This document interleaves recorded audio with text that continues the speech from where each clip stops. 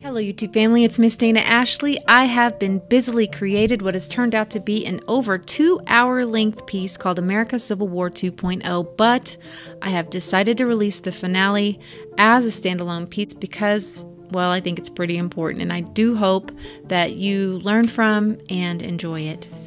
As a part of my final yet very large point in all of this, I can prove beyond a shadow of a doubt that this whole thing, this whole final stage of victim-oppressor psyop, it's designed for our destruction because the entire premise that is created, the current day grievances that you'll see people offering, the asking for reparations. I want you to find, by the time you leave this autonomous zone, I want you to give $10 to one African American person from this autonomous zone. So find an African American person. The white people, I see you. I see every single one of you, and I remember your faces. You find that African American person and you give them $10. Cash App, Venmo, $10 in your pocket. Do it. That justifies the whole white guilt, white privilege thing, right? It's all based on a lie. The lie being that the United States was built solely on the backs of black slaves who were solely owned and tortured by whites. Allow me to introduce the other side that you never learned in U.S. history class. For it was not only blacks who suffered greatly under the awful tradition of slavery. There were white slaves. And there were lots of them. Now, I've been studying this hidden truth in depth. I've looked through the work of suppressed historians and documents through multiple books that I've purchased.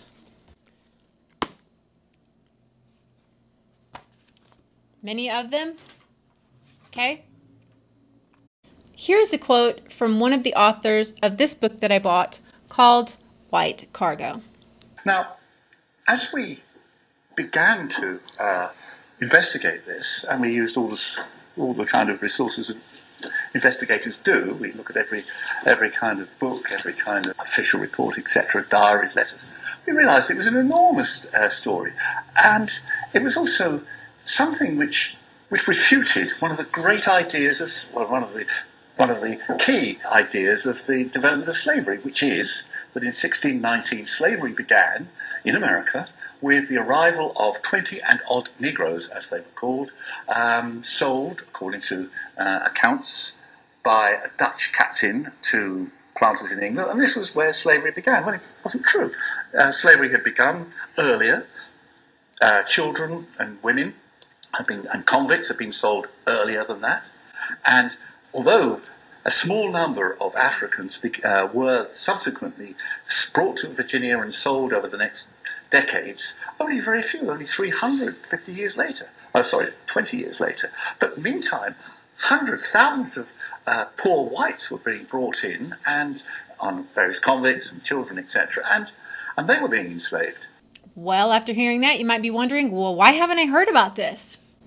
Perhaps that's because Hollywood never saw fit to make a multi-million-dollar movie about the topic.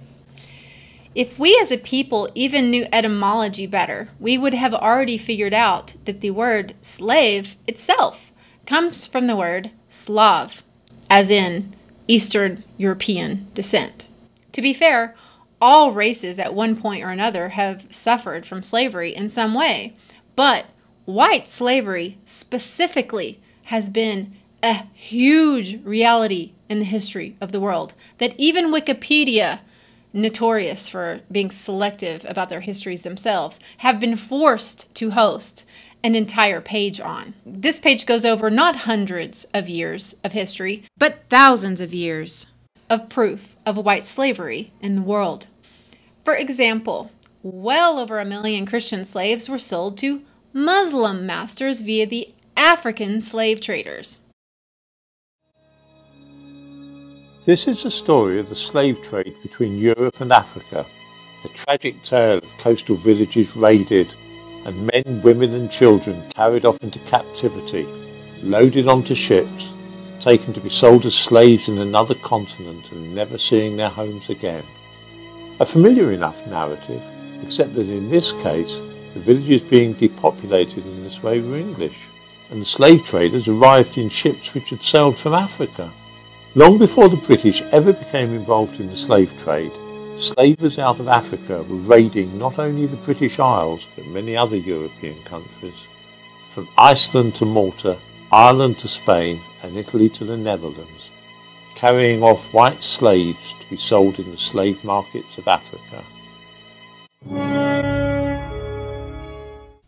The Barbary pirates were actually after people, white Christians specifically, who could be sold as slaves in Muslim countries. Slavery was an old African tradition, and it is not to be wondered at that it flourished on what became known as the Barbary Coast. Of course, everybody knows about Europeans going to Africa and taking the people off into slavery. It's taught in schools. White slavery is not so well known. The Barbary Coast was named after the Berbers who originally lived there and included countries like Algeria, Tunisia and modern-day Morocco.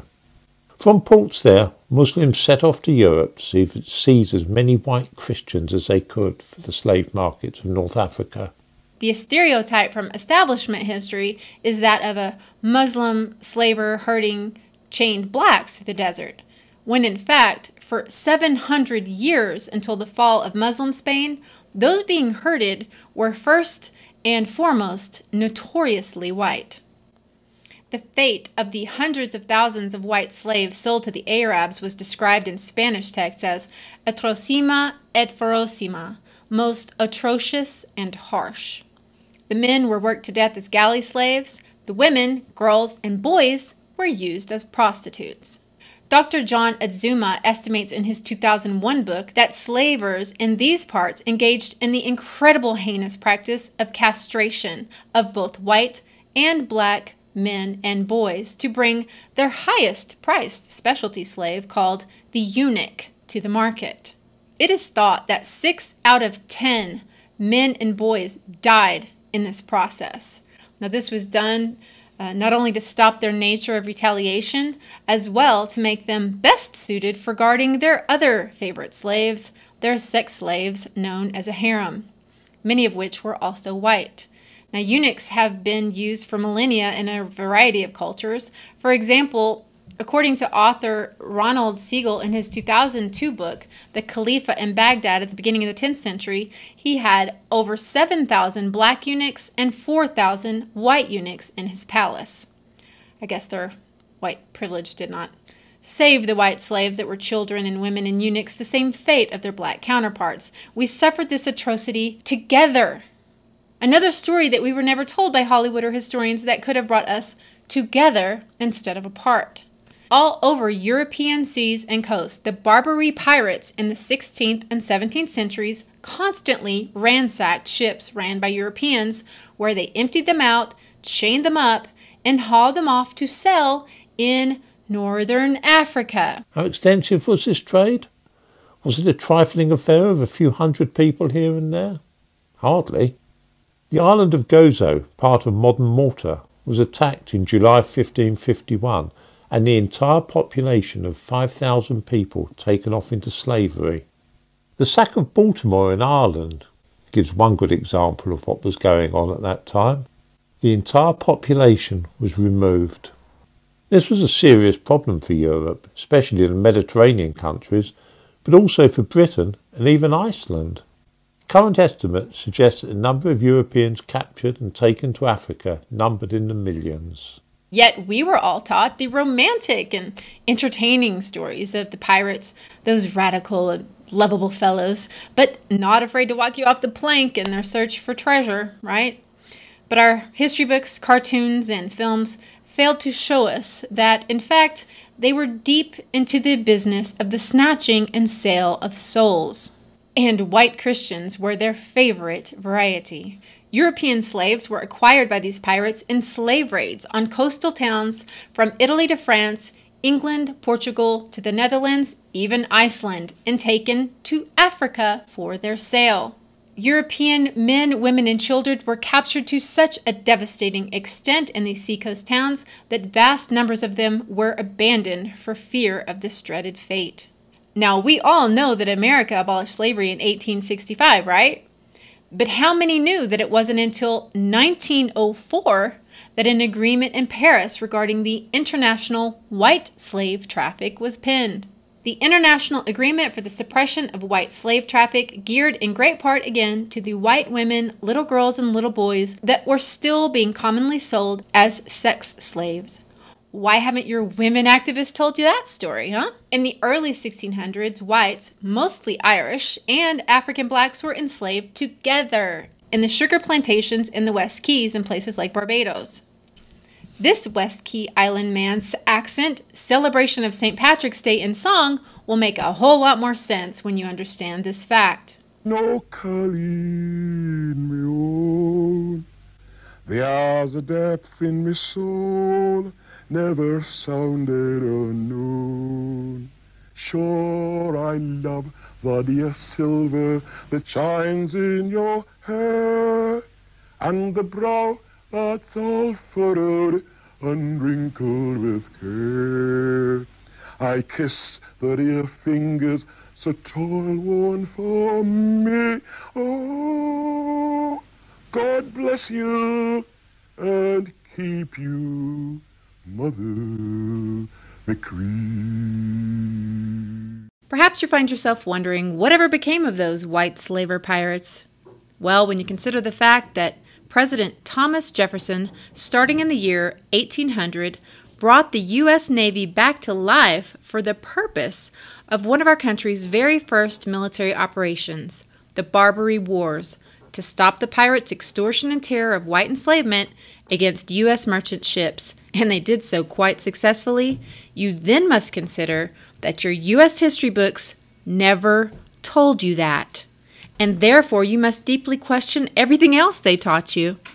As for Hollywood, can you even imagine how fantastic a movie could portray this event? It would easily make hundreds of millions of dollars. But movies aren't made merely for money.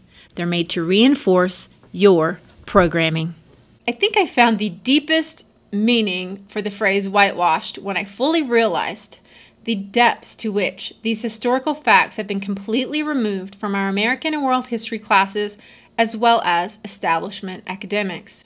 Again, I'm talking about the chained up by the neck, traded off as cattle, shipped off, bought and sold, claimed on one's taxes, white slaves in colonial America. David Bryan Davis, writing in the New York Review of Books, said, as late as the 14th and 15th centuries, continuing shipments of white slaves flowed from the booming slave markets on the North Black Sea coast. From Barbados to Virginia, colonists showed few scruples about reducing their less fortunate countrymen to a status little different than that of chattel slaves. Now, Random House Dictionary of English Language defines slavery as ownership of a person or persons by another or others. Now, this certainly describes the significant portion of whites brought to the colonies, as a greater number of them died than survived while still being bound in servitude. The book, They Were White and They Were Slave, states, white slaves transported to the colonies suffered a staggering loss of life in the 17th and 18th centuries.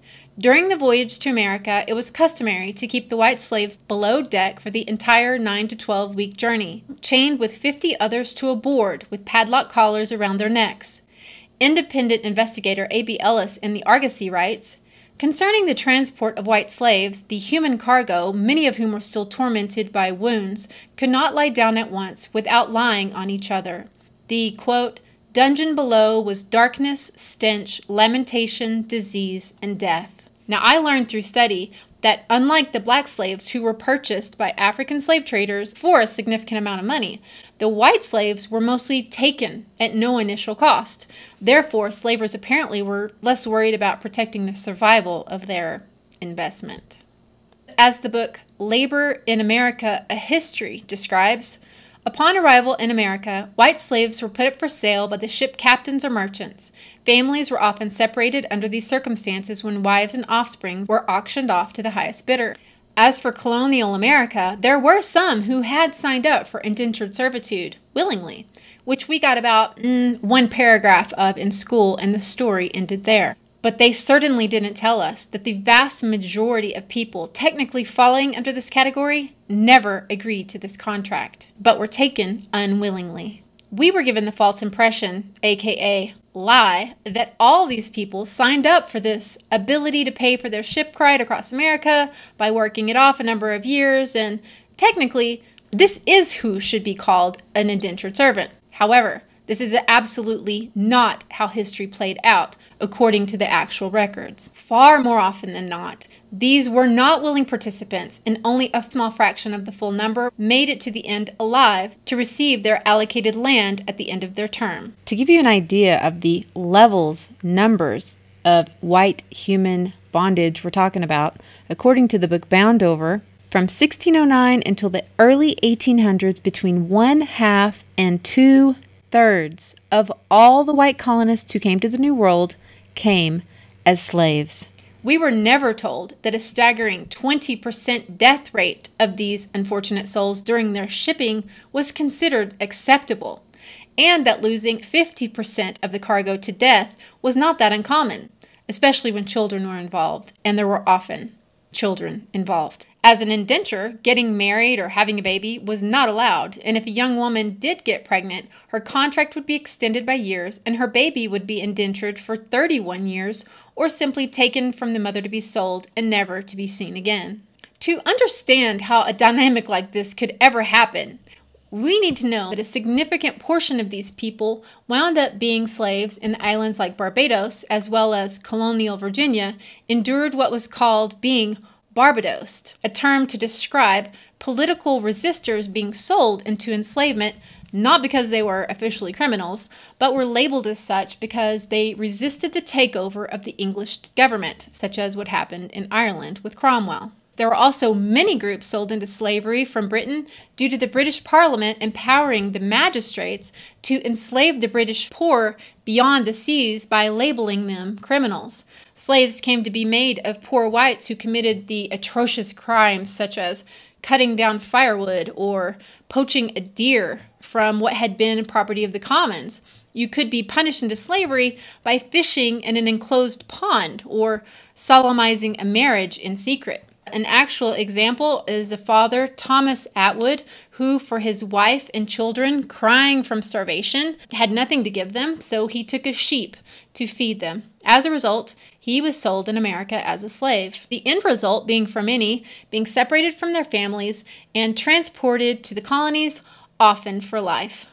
Furthermore, there were also large groups of men, women, and children who were just straight up kidnapped from the British Isles. Some were simply knocked over their heads in the streets, taken drunk out of a pub, or tricked aboard ships from the streets of England. Now you have to realize that the snatching and selling of souls was made possible through not only the invasion of Cromwell into Ireland, but that this, along with a virtual industry of enslaving white children, was born to fill the needs for running the colonies and was justified within the shadows of a law put into effect by James I. It was called for the due and speedy execution of the statute against rogues, vagabonds, idle, and dissolute persons.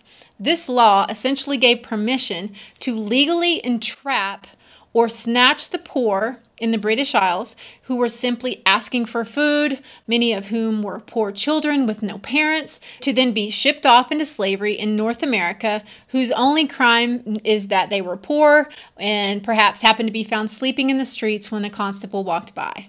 This horrendous English trend is actually where the word kidnapped came from, although today we use it to describe all different ages of persons taken against their will, but it was coined from the term kid-nabbed, a frequent fate of the poor children on the streets of the British Isles. This reality was certainly perpetuated by the fact that in some cases, up to 50% of the sale of the person went to the local judge, and a small percentage went to the king himself. The law contained the phrase, "with the power to have their order assigned places and parts beyond the seas, onto which such places be banished." The other side of the story, which we won't go into here, that it was the wealthy aristocrats whose laws put the people into this dire state of poverty in the first place via the theft of the common property of the people. Again, banishing them from fishing or hunting on the lands which they had always had access to hundreds of years before.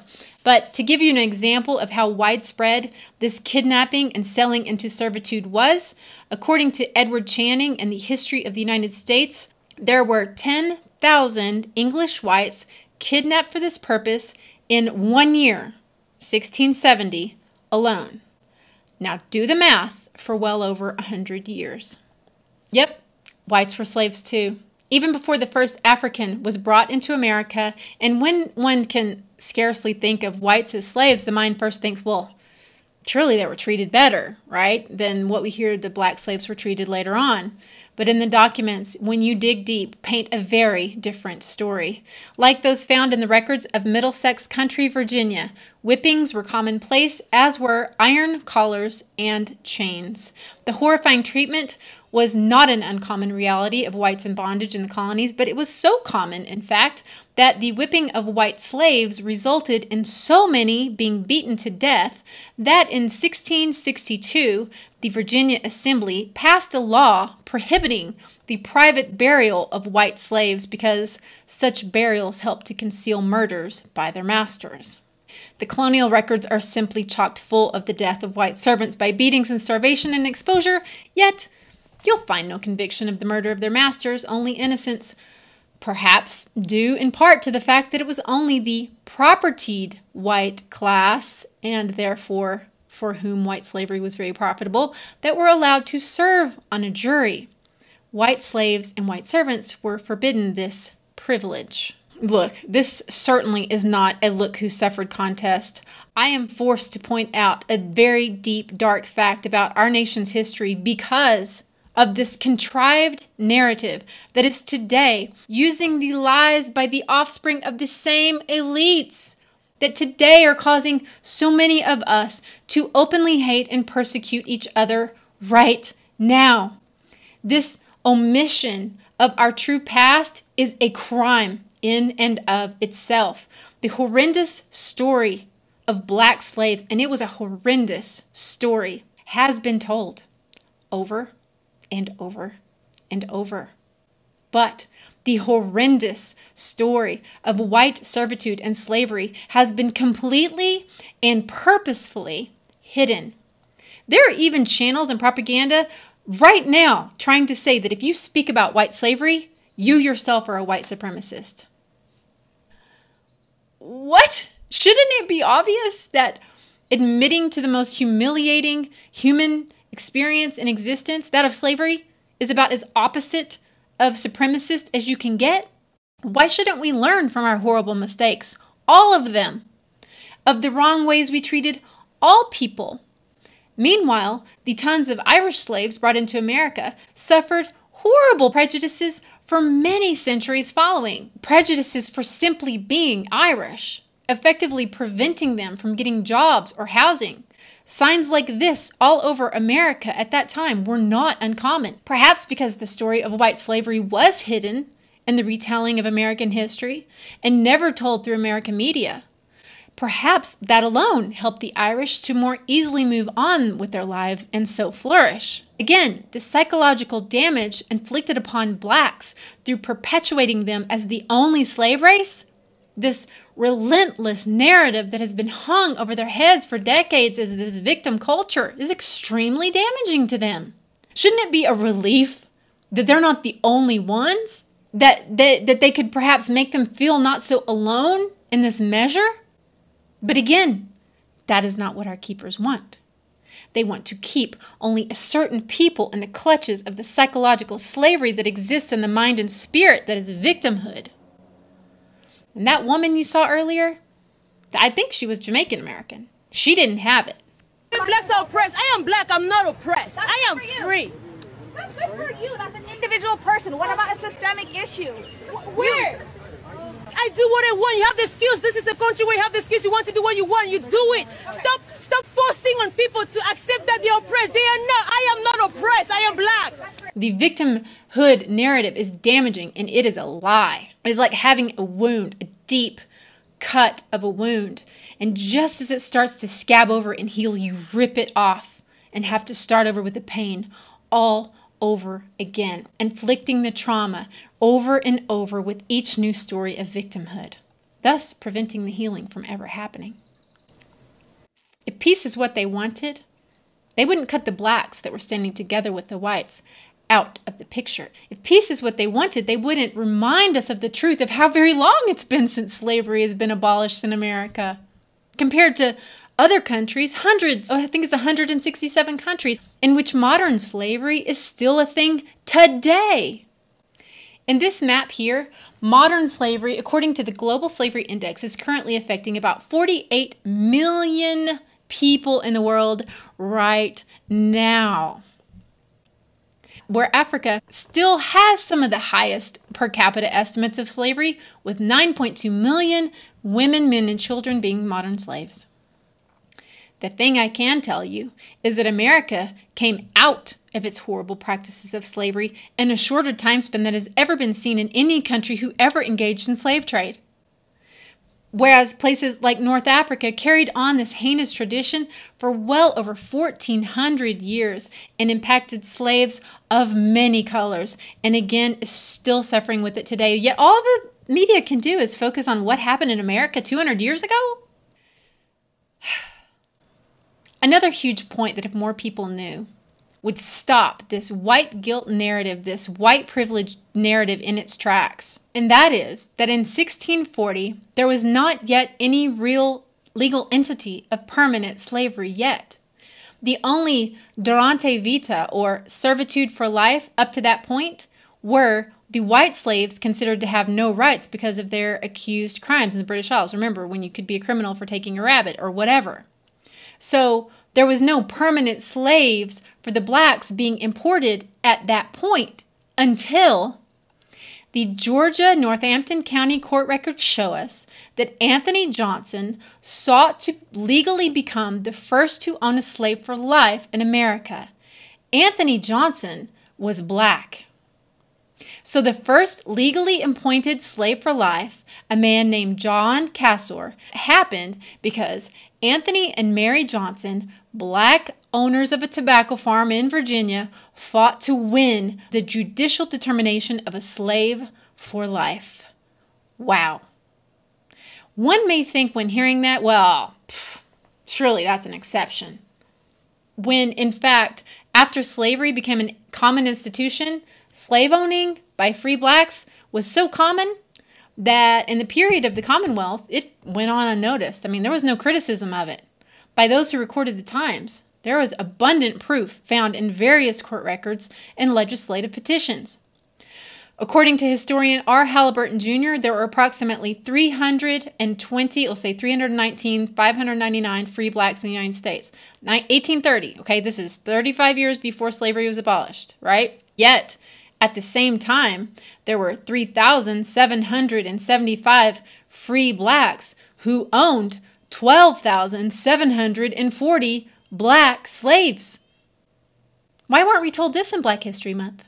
Furthermore, how many times are we told about the awful scene in the Trail of Tears in school? Guys, I remember getting so upset about that. I remember crying about that in school. And yet, how many times did we learn that the Native Americans brought with them through their displacement their black slaves? Oh, I think they left that out. Yet, historian Tyra Miles placed the number of enslaved blacks held by Cherokee Nation at around 1,500 black slaves at the time of their westward removal in 1838 through 1839.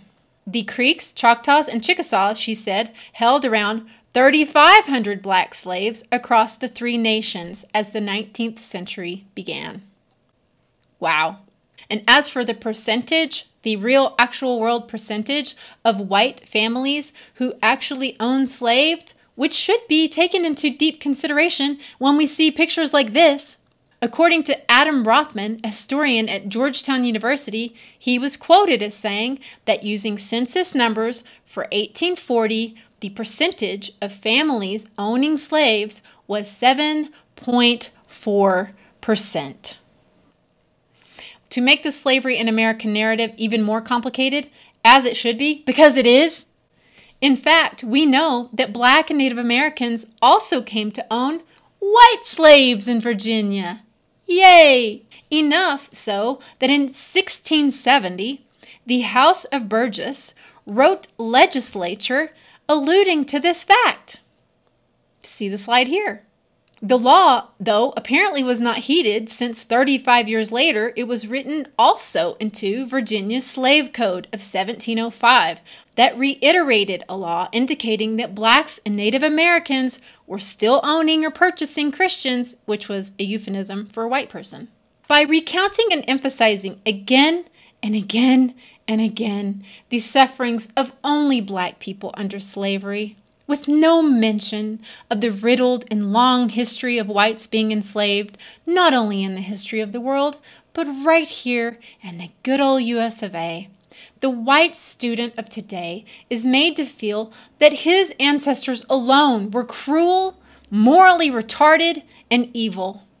They are made to feel that they owe Blacks a nearly infinitesimal compensation, since they are taught that Black people's problems today are the legacy of hundreds of years of slavery for which white people are solely responsible. Yet, the evidence that I have provided with you today offers a mountain of contradiction. That is the other side of the story. White students today are taught the lie that the relative prosperity we enjoy today, if we are actually blessed to enjoy it, many of which are not, was achieved largely by the exploitation of Black slaves. Is it any wonder that thousands of our young people join Freemason Jesse Jackson in chanting, "Hey, hey, ho, ho, Western culture's gotta go"? Why are you We're on your side!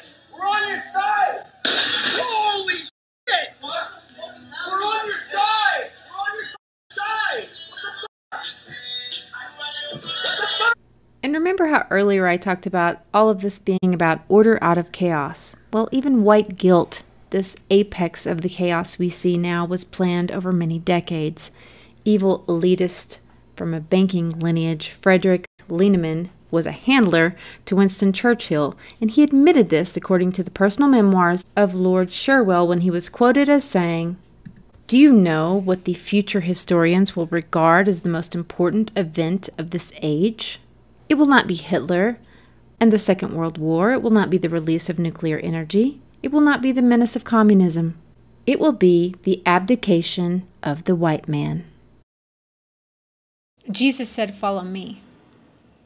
He never said, "Follow Freemason occultists used to divide God's people, who by their very nature are antithetical to Christian principles." I've already showed you that it was the mystery religions of Babylon that crept into America from her founding. It is today the same Antichrist spirit that has perpetuated the evils that we are all suffering from today. Yet we wrongly teach our children through the media, nothing short of a false history in school, that it was Christianity that was to blame.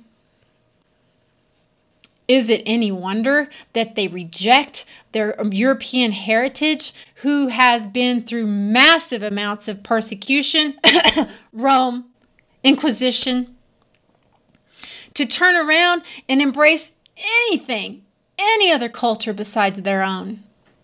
When we know the truth, that it was none other than true Christian culture and principles that pushed slavery into history where it belonged. If more Blacks knew that what has done the most to harm them were the lies that they've been programmed to believe through their music, through the media, the lies that money will fulfill them, the lies that women are to be used and throw away, the lies that we've all suffered under believing, that promiscuity is better, that men are always toxic, that women should be dominating men as well as dominating the world. Women, our gift is in our ability to nurture, our empathy, our ability to be flexible and supportive, yet your feminist movement has destroyed you and your family. We're taught that pride and narcissism and love of self is proof of happiness. all the while Americans have suffered to some degree under the lies of all these programs, I do believe that blacks have suffered and been targeted far more deeply in this endgame that we are all seeing unfold right now, with the victim-oppressor psyop coming to a head, so that we will all willingly take part in this Civil War 2.0 designed to destroy each other, rather than stopping and taking a good long hard look at who's pulling the strings. Our history was written by the victors, and for them, their ultimate victory of controlling the entire planet through a new world order is not yet in their grasp, but it's close. Real close. And for them, this is a winner-takes-all ending, and they're not above using us against each other in order to achieve it. In fact, because we outnumber them by so much, they have to. They have no other choice. Until they are able to integrate technology into our body itself, it's the only way. And so,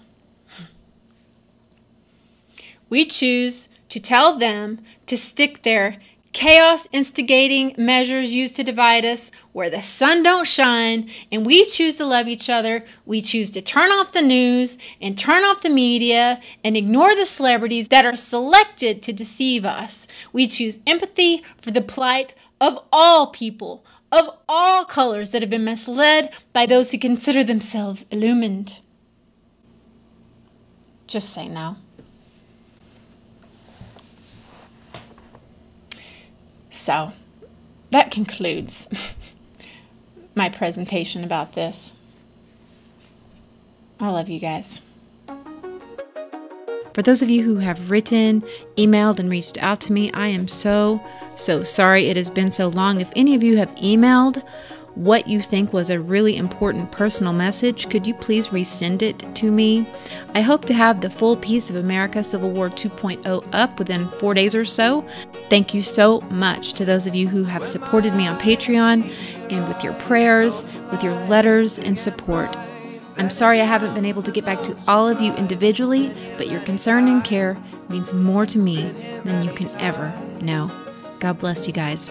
I love you.